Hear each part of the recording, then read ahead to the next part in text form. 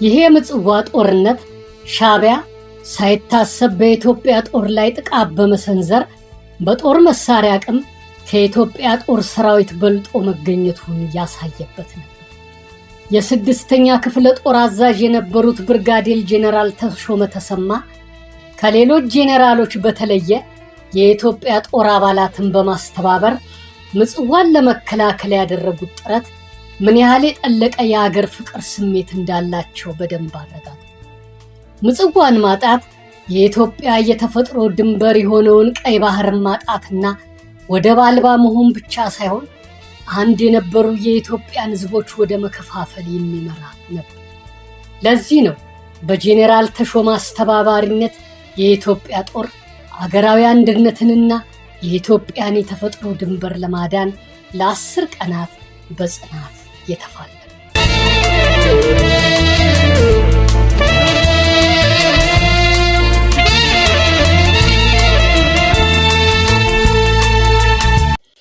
በየካቲት 1982 የምጽዋ ጦርነት የወደቁት የኢትዮጵያ ጦር ሰማዕት አባላትን ተተኪው ትውልድ ለዘላለም ጀግንነታቸውን ሲያስታውስ ይኖራል። ብርጋዴር ጄኔራል ተሾመ ተሰማ ሻዕቢያ ምጽዋን ለመያዝ በተቃረበበት የመጨረሻዎቹ ሰዓታት ተማርኬ የሻዕቢያን መሪዎች አይን አላይም በማለት የገዛ ሽጉጣቸውን ጠጥተው ቀይ ባህር ውስጥ በመስጠም ሞተው የአፄ ቴዎድሮስን ገድል በመፈጸማቸው የቀይ ባህሩ ቴዎድሮስ የሚል የሙገሳ ስም ለማግኘት በቅተዋል። 50 አለቃ ታደሰ ቴሌ ሳልቫኖም አይ ምጽዋ የተሰኘውን ስለ ምጽዋ ጦርነት የሚገልጸውን መጽሐፍ ከሌሎች ጸሐፊያን በተሻለ ጽፎ ለንባብ በማብቃቱ እጅግ ሊመሰገን ይገባል። እኛም አብዛኛውን የምጽዋ ጦርነት የሚገልጸውን መረጃ ከሱ እንደወሰድን ልንገልጽላችሁ እንወዳለን። የምጽዋ ጦርነት ታሪክን በቀጣዮቹ ትውልዶች እንዳይረሳ በማድረጉ ለሱ ያለንን የአድናቆትና የከበሬታ ስሜት እየገለጽን አሁን ወደ ሙሉ ትረካው እናምራ።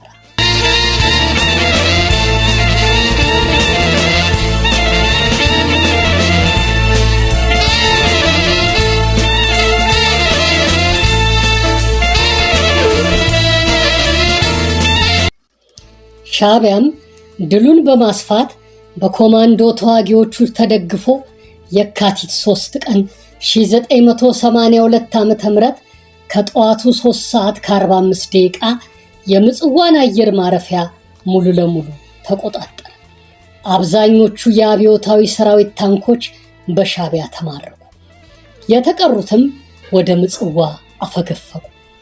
የሻዕቢያ ታንኮች ከኢትዮጵያ ታንኮች ጋር ተመሳስለው ወደ ባህር ኃይል መደብ ግቢ በመግባት በግቢው የእግር ኳስ መጫወቻ ሜዳ ላይ ሆነው በሚያፈገፍገው አብዮታዊ ሰራዊት ጀርባ ላይ ጥይቶችን አርከፈከፉ። ከምጽዋ ወደብ ቁስለኞችን፣ የሰራዊቱን ቤተሰቦችና የባህር ኃይል አባላትን፣ የሲቪል ባለስልጣናትን ከምጽዋ ወደ ዳህላክ ደሴት ሲጓዝ በነበረ መርከብ ላይ ተኩሰው አቃጠሉና አሰጠሙት።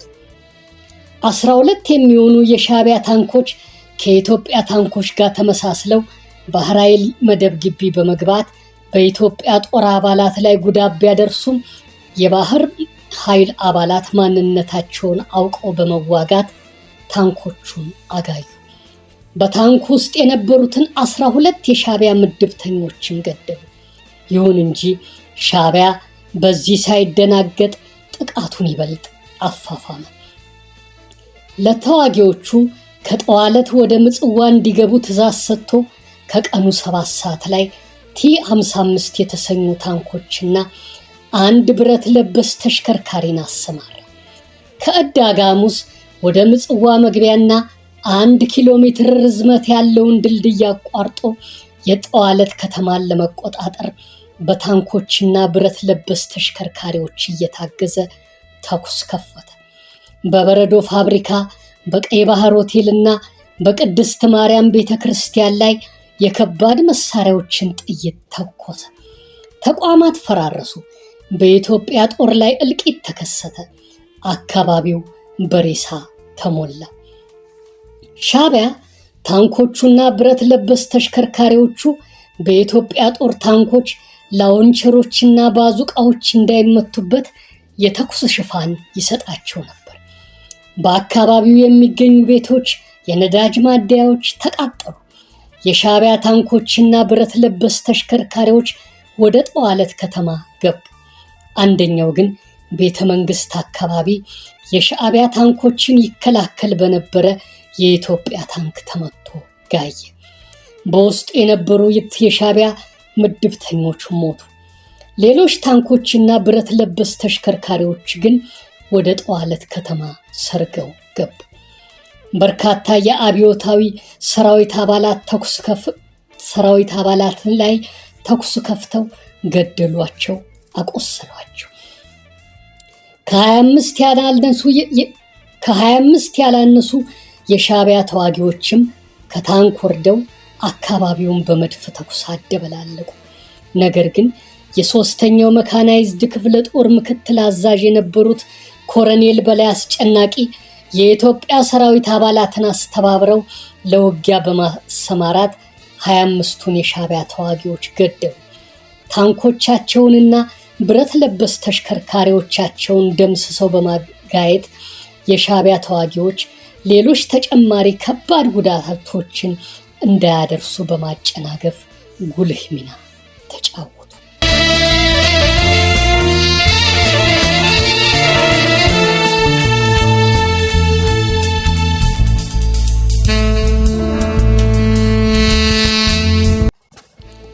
ሻዕቢያ የባህር ኃይል መደብን የመቆጣጠር ከፍተኛ ፍላጎት ስለነበረው የታንኮች፣ ብረት ለበሶች፣ የዙ 23 አየር መቃወሚያዎች ጥይቶችን በባህር ኃይል ግቢ ላይ አዘነበ።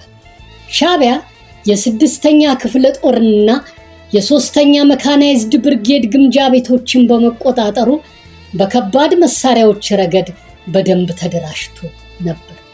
ነገር ግን የባህር ኃይል አባላት በጨው ድንጋዮች ምሽግ ሰርተው በመከላከል ለጊዜውም ቢሆን የባህር ኃይል ግቢን የመቆጣጠር ምኞቱ እንዳይሳካለት አድርገዋል። የኢትዮጵያ ጦር ተዋጊዎችም በጨበጣ ውጊያ በሳንጃና በእጅ ቦምብ እየጨፈጨፉ የሻዕቢያ ተዋጊዎችን አረገፉ። የካቲት 3 ቀን 1982 ከቀኑ 11 ሰዓት ላይ ሻዕቢያ ተዳከመና የባህር ኃይል መደብን ለጥቂት ጊዜም ቢሆን ሳይዝ ቀረ። ነገር ግን ወደ ኋላ ካፈገፈገ በኋላ የከባድ መሳሪያ ጥይቶችን አዘነበ። የባህር ኃይል መደብ በአንድ ጊዜ ብቻ ከ20 በላይ ጥይቶች እንደ በረዶ ዘንበውበት አብዛኛው ክፍሉ ፈራረሰ። ሻዕቢያ ምጽዋን የመቆጣጠር ምኞቱ 85 በመቶ ቢሳካለትም ከባድ ጉዳት ስለደረሰበት ለጥቂት ጊዜያቶች በሁሉም አቅጣጫ ውጊያ ማድረጉን አቆመ። ምጽዋ የባሩድ ሽታ ሲያስነጥሳት የኢትዮጵያ ጦር ተዋጊዎች በቀጣይ ምን ይፈጠር ይሆን ብለው በጸጥታ ሲዋጡ የሻዕቢያ ኪነት ቡድን ግን ይጨፍር ነበር። ብርጋዴር ጄኔራል ተሾመ ተሰማም ረዳት ጦር እንዲላክላቸው አስመራ ለሚገኘው 2ኛው አብዮታዊ ሰራዊት ዋና አዛዥ ሜጀር ጄኔራል ሁሴን አህመድ የቴሌግራም መልእክት ላኩ። የ27ኛ፣ 83ኛ፣ 505ኛ፣ 113ኛ እና 29ኛ ብርጌድ አዛዦችንና የፖለቲካ መምሪያ ኃላፊዎችን ስብሰባ ጠርተው በጉዳዩ ላይ ከተወያዩ በኋላ ጦሩን አስተባብረው ምጽዋን እንዲከላከሉ፣ በጦሩ ላይም ደግሞ የውሃ ችግር እንዳያጋጥም በምጽዋ ታንከር ላይ ያለውን ውሃ ጦሩ በቁጠባ እንዲጠቀምና የዝናብ ውሃ እንዲጠራቀም ካዘዙ በኋላ ጦሩ ወደ ውጊያ ግዳጅ ተሰማራ። የካቲት 3 ቀን 1982 ዓ.ም ከሌሊቱ 10 ሰዓት ላይ ሻዕቢያ በምጽዋ ከተማና ባህር ኃይል መደብ ላይ የከባድ መሳሪያ ጥይቶችን አዘነበ። በምጽዋ ጥንታዊ ቤተ መንግስት ግቢ ውስጥ ከ20 ያላነሱ የከባድ መሳሪያ ጥይቶች ፈነዱ። ጥቃቱ እየበረታና እየቀጠለ ሄደ። የምጽዋ ቤቶች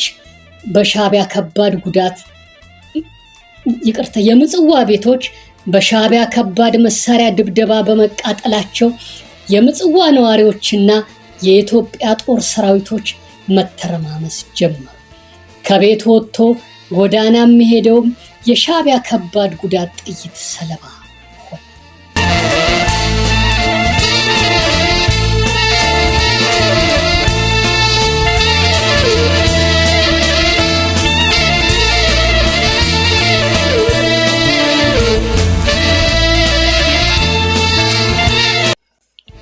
በሻዕቢያ የከባድ መሳሪያ ድብደባ 1 ሰዓት ባልሞላ ጊዜ ውስጥ የሰው ስጋ እንደ ቅርጫ ተቆራረጠ።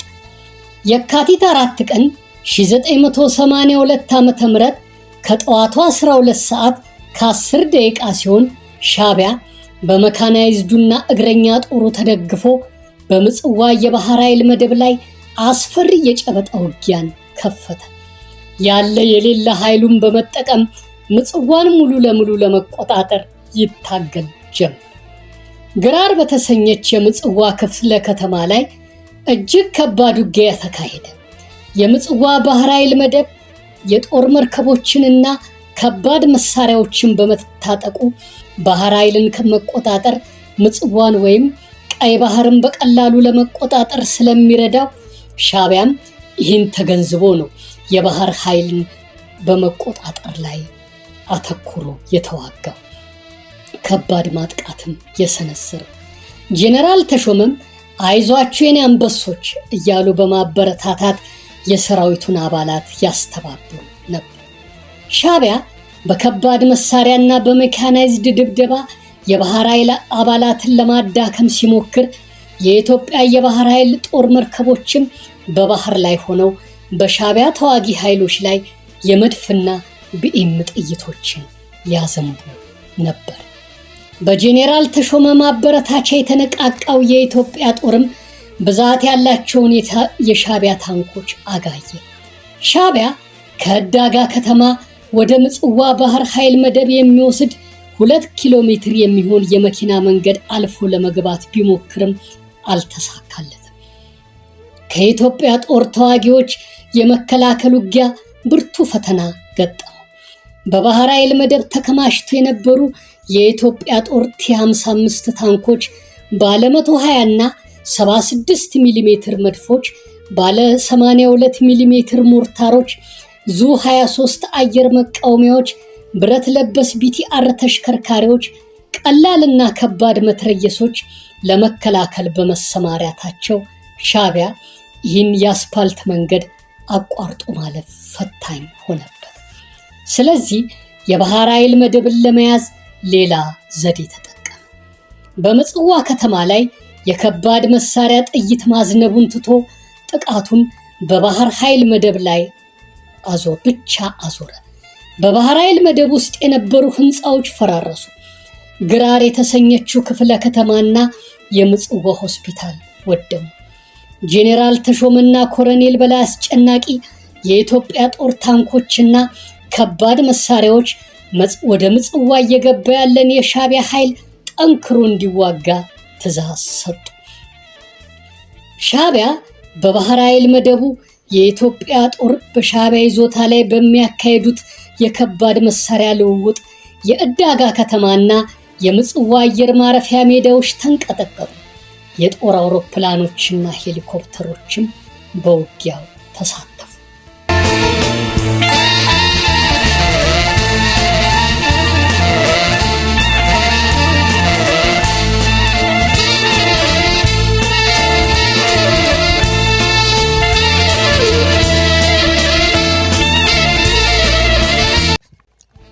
አራት ተዋጊ ጄቶችና 4 ተዋጊ ሄሊኮፕተሮች በዕዳጋ ከተማ ላይ በሚተረማመሰው የሻዕቢያ እግረኛ ተዋጊ ላይ የከባድ መሳሪያ ጥይትና ቦምብ አዘነቡ።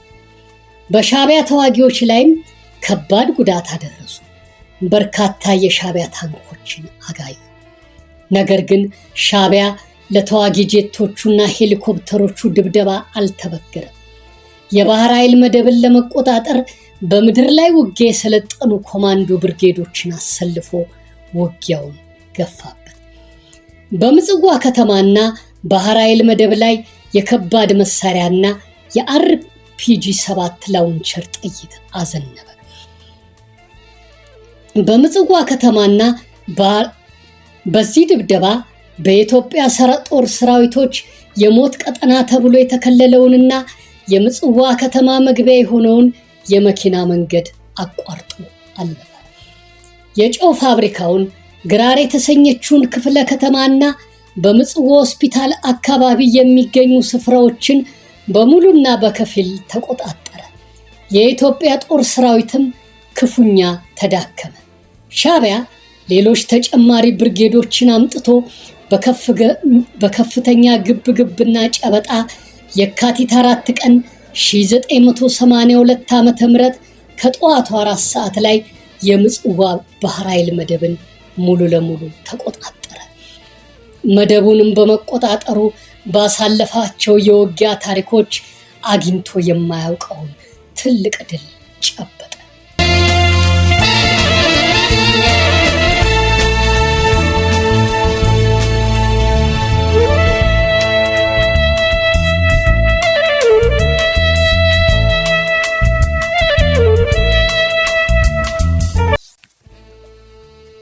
የኢትዮጵያ ባህር ኃይል መደብ አባላትን ጨምሮ የኢትዮጵያ ጦር ሰራዊት አባላት በምጽዋ የሚገኘው የባህር ኃይል መደብ በሻዕቢያ እጅ ወድቆ ምጽዋ በጥያቄ ምልክት ውስጥ እንዳትገባና የኢትዮጵያ ሕዝብና ጦር ሰራዊት ህልውና ወድቆ አገር ወደ መከፋፈል እንዳያመራ አቅማቸው የቻለውን ያህል ለመከላከል ቢሞክሩም ረዳት ጦር ሳይላክላቸው በመቅረቱ እንዲሁም የሻዕቢያ በከባድ መሳሪያ የተደገፈ ጥቃትን መቋቋም ባለመቻላቸው ያ በግዙፍነቱ የሚነገርለት የምጽዋ ባህር ኃይል መደብ በሻዕቢያ እጅ ሊወድቅ ችሏል። ውድ የቻናላችን ተከታታዮች በየካቲት 1982 የምጽዋ ጦርነት ዙሪያ ያዘጋጀነው ጥንቅር ከመረጃው መስፋት የተነሳ ልናጠቃልለው አልቻለም። ለዚህም ትልቅ ይቅርታን እንጠይቃለን። ስለዚህ ይህን ታሪካዊ ቪዲዮ ክፍል ሰተን እየከፋፈልን ለመተረክ ተገደናል። የዚህን ቪዲዮ ቀጣይ ክፍል በቀጣይ ቪዲዮ እንደምናቀርብላችሁ ቃል እንገባለን።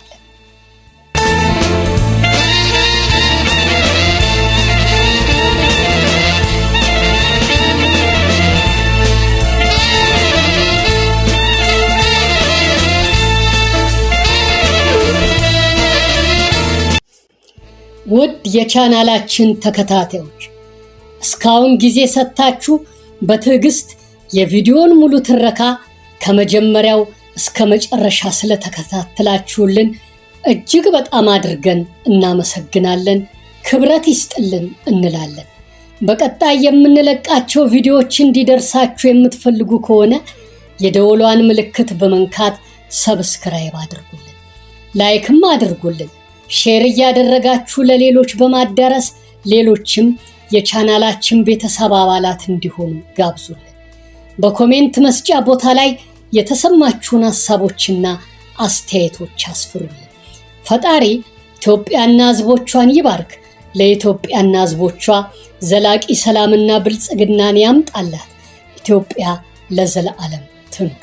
እስካሁን ስለተመለከታችሁና ስላዳመጣችሁ እያመሰገንን በቀጣይ ቪዲዮ እስከምንገናኝ ሰላም ሁኑልን። የእናንተ የቻናላችን ቤተሰቦች ሰላም ሁልጊዜ ይብዛልን።